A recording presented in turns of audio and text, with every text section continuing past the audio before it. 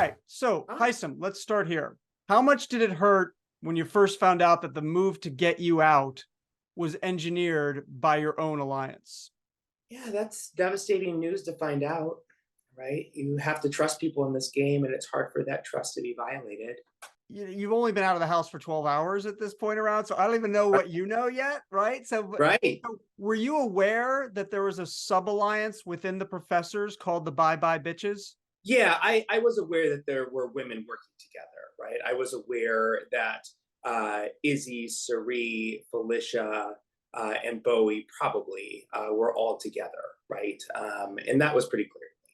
It's interesting. There are a few beats to this with what happened. So tell me, like, sort of what stung more when you first realized they turned on you, or when you realized it was your own words and actions in their minds that had caused that? Because I know you seem pretty upset by that as well.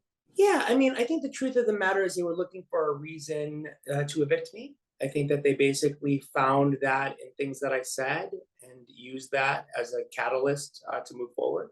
In order to basically justify the action, you have to have enough evidence to basically sway people. And I think that people use that to do so. One thing we heard from them is that they thought you were too bossy, right? And they told you this, that they felt you were giving orders more than working collaboratively. Do you agree with that or not? Yeah, I think it's a tough position, right? Like, as the head of household, right? Like, I knew that Riley was coming after me. I knew that she had planned on evicting me and Izzy. I didn't really think that there was much to talk about because it seemed like that was the obvious plan. And so I wasn't necessarily expecting a ton of collaboration on that. And so I was a little bit surprised that I was a little bit surprised, right? Primarily because I thought the plan for all of us, in order to keep our game safe, was to go after Riley. I think when some of the antennas went up was the veto speech that you gave, Of right? course. When you talked about everyone just get Riley out. Looking Yeah. back, do you think it was a bit too much, or what's Yeah, sort of of your course it take? was too much. And I apologized to her immediately afterwards.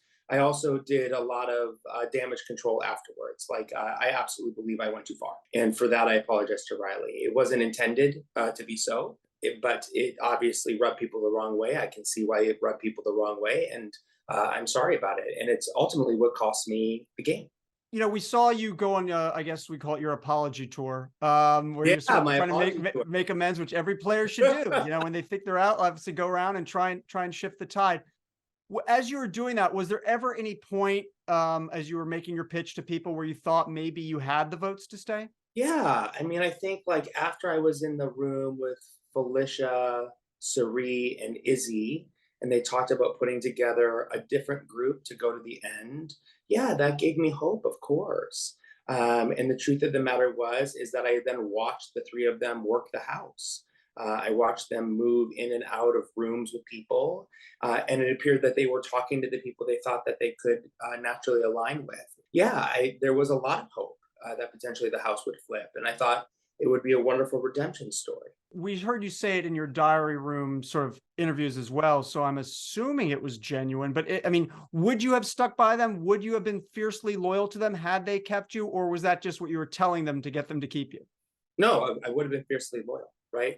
I believe that bygones be bygones. I believe that people make mistakes. I believe that we can learn from our mistakes. And the only way to heal is to forgive.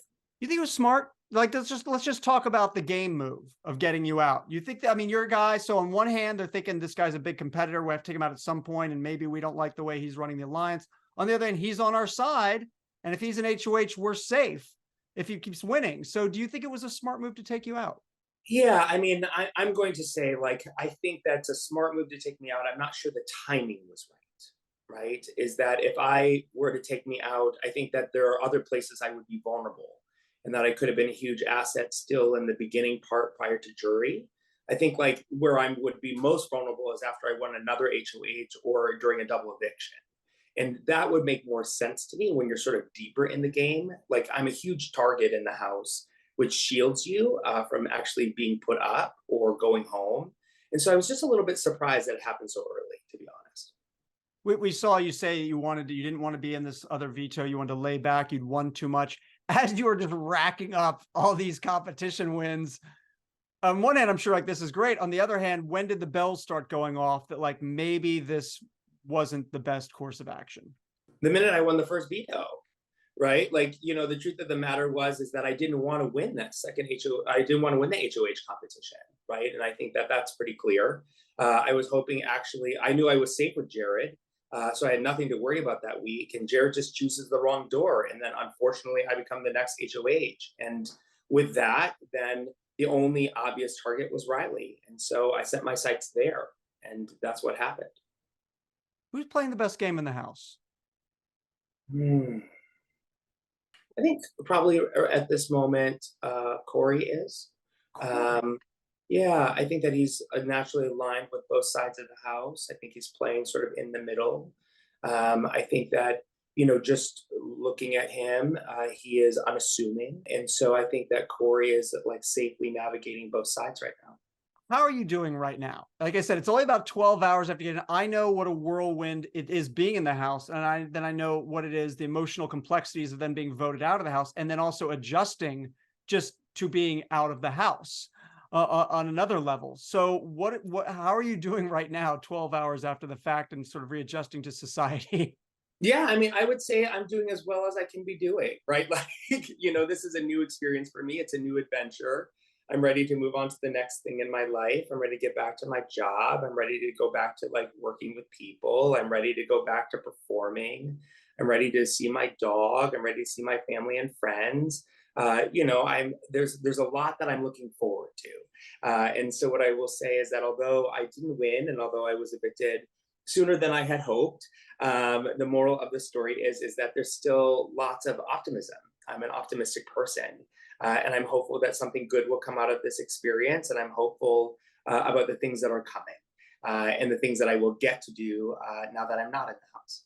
You're a wildly entertaining player to watch. And as viewers, you want people that go big, right? That's what you want to see if you're watching the I'm show. A bold person. I said that from the very beginning. I'm bold and I can be an intense person, right? I definitely had a point of view, and I definitely have a point of view. That's what we like to see, and that's what producers like to see. So if they ask you to come back in the house for another season, are you going to do it? Oh, here's what I'd say. I would consider it. It's a tough experience. It's a hard game. There's a lot of sacrifice. It will depend upon where I am in my life. I've had this wonderful experience, to be honest with you. And, the truth of the matter is, like, could there be a place where I would do it again? Yeah, of course, right? I'm up for a new adventure at all times. I'm up for a new adventure. But that's also like at the expense of what other adventures are out there. And so if there's I will choose the best adventure. Let's say that. Choose your own adventure. Last one for you, Hisam. In her final goodbye message to you, Blue said you were honest, and she also said you were a liar. So which is it? Are you honest or are you a liar? I'm an honest person. Okay. Yeah, I'm an honest person. The truth of the matter is that I did keep all of the promises that I set to keep. I didn't know how I would manage moving into mid-game, but I did actually set out to do the thing that I said. I was bold, I was honest, I was forthright, I was loyal. All of those things were true.